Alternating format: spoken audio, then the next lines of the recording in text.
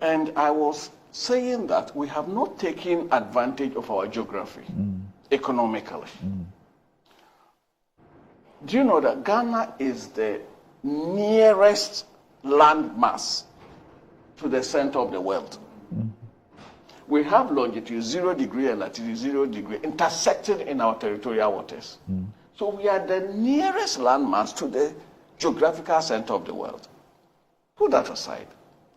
And that is why, in terms of trade, we are near enough to Europe, we are near enough to the Far East and other places. That is.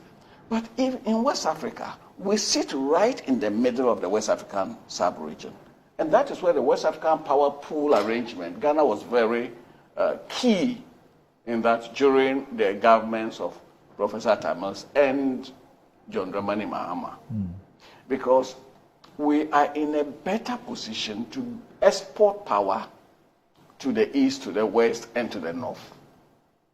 And that is why I say we still have not taken sufficient advantage. And again, this is the confusion my colleagues in the MPP, or not say my colleagues in the MPP, that the MPP government had, because I want to differentiate all the colleagues from the government. Yeah. The confusion they had was that under the NDC, under John Dramani Mahama, the intention was to increase our export to the neighborhood. How do you increase your export of power if you don't generate it in the first instance? Therefore, we needed the generation. This is the so-called SS. We needed the generation. We needed the transmission infrastructure to be improved in order to evacuate, particularly to Côte d'Ivoire, Mali, and Niger. So we had that. So we needed the generation to do that. Additionally, there is something that we have not addressed as a people. Apart from the reserve capacity, which every power system has, because once you have adequate reserve capacity, that the Energy Commission here has indicated to be 18%. In some jurisdictions, your reserve capacity must be equal to your largest single generation source, which in our case will be Akosomo, 1,000 plus, 1,020 megawatts in our case. But in our jurisdiction, the Energy Commission has determined that our reserve margin should be 18%. So you need that 18% available at all times, so that when one plant goes down, yeah. So apart from that reserve capacity, you also need what we call a development reserve. It takes an average of 3 years to bring, after FID, final investment decision. After final investment decision, you need an average of 3 years to bring online a thermal power plant. I stated earlier that demand grows between 8 and 12% every year. And therefore, it means you're going to need 3 years to match new demand. So beyond the reserve capacity, you must have another capacity that I call development capacity to take care of the 3-year cycle. So if you add that to your reserve margin, you have another margin. Then again, we have our presidents. His Excellency Nana Akufo-Addo has done that. President Mahama has done that. All our presidents. We go around touting for investments. Assuming a steel plant is set up in Ghana, or an investor says, look, I want to come and set up a steel plant in Ghana. Are we going to say, wait 3 years for us to have adequate power before you come? No. If the investment decision is made to come to Ghana, the power must immediately be available. Sure. And so you also have to plan with that. So we have the reserve margin, which we call redundancy. In the other terminology for that is redundancy, adequate redundancy.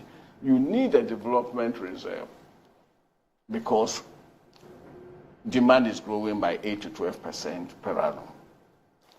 And so when we do that, a new government comes and says you have created excess capacity. The challenge we have not addressed as a people is that the reserve margin has to be paid for. How do we pay for it? The development margin has to be paid for. How do we pay for it? Those are the issues. So rather than addressing those issues as a people, because we need this, you need the development margin, you need the reserve margin. How do we pay for it? But when you play political ping pong with it, you come and it's so convenient to shift that to the other people. Really, you will meet reality. So I get the point that he's making, and I think it's reasonable. So reserve margins, development margin, you need them. That is for the 3-year period he's talking about. We also need investment to create jobs, to improve upon our economy, to make the living conditions of the citizens better. In so doing, you are also likely going to incur some debt along the way, okay? Because the development margins he is talking about, they are done in anticipation. So I'm sure that is what you refer to as the excess capacity. Okay, so Randy, then it becomes very difficult. So if we play politics, that you are borrowing so much, you're spending so much, our debt to GDP ratio is going up. Part is due to the explanation he has given. So that is where the politics will also come in. But I agree that we need to take risk if we want to develop this country in terms of strategic decisions. Randy, developed countries, you go check. Some of them, their debt to GDP ratio is even about 10%, because they need that.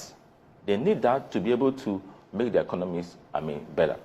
But if we are talking about, you borrow so much, debt to GDP ratio is skyrocketing, without also bringing in the issue of capacity that he is talking about, development reserve, that we are not, that is part of our debt portfolio, then that is politics. But I'm thinking that we need to... The only thing is that anytime we speak about countries that debt to GDP is 200 and 300, and I'm sure you're referring to countries like Japan and others. The flip side internally. Yes.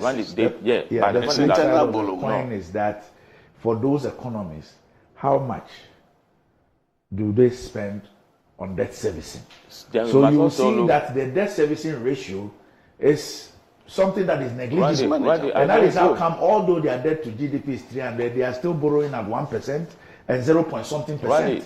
And a country whose debt to GDP is 70 or 65 is growing at 13%. But Randy, so the point is that these developed countries didn't get there overnight. It took years, it took centuries.